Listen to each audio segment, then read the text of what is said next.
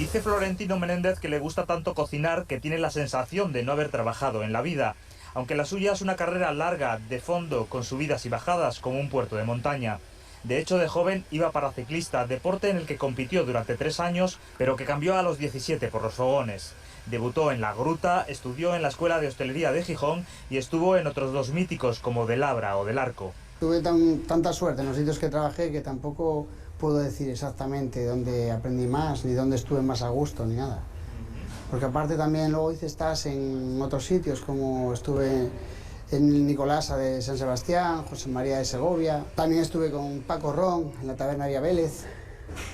Estuve con los hermanos Roca en el Celler de Can Roca. O sea, siempre aprovechaba vacaciones o para hacer estancias en otros sitios. Como en una etapa del Tour, la vida se puso cuesta arriba cuando una lesión de hernia discal casi le aparta de la profesión. Fue cuando apareció la cocina económica de Oviedo.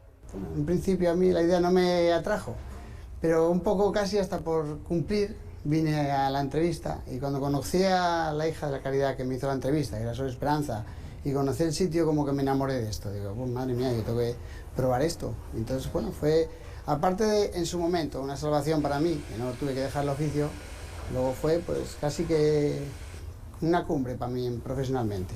Allí dio un nuevo enfoque a su profesión, distinto en personal, horarios o estrés, pero igual en esfuerzo.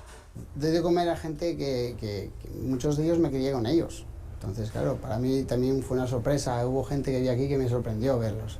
Y es una forma de ayudar que, vamos, al final casi que dices, bueno, qué suerte tengo de cobrar haciendo algo que me gusta y encima para la gente que lo necesita más.